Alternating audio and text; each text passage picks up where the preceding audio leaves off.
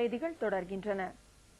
ஏழை எளிய மாணவர்களை உற்சாகப்படுத்தும் வகையில் மும்பையில் நடைபெற்ற ஒரு விழாவில் இந்திய இலங்கை கிரிக்கெட் வீரர்கள் பரிசு பொருட்களை வழங்கி ஊக்கப்படுத்தினர்.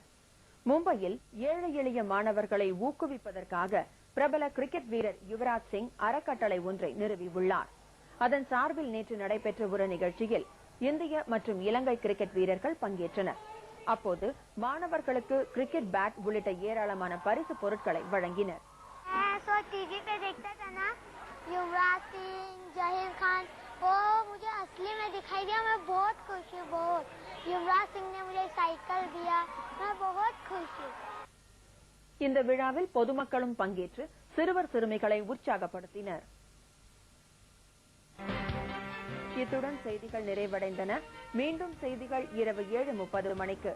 நிகழ்வுகளை உடனுக்குடன் தெரிந்து கொள்ள ஜெயா பிளஸ் செய்தி சேனலை பாருங்கள். வணக்கம்.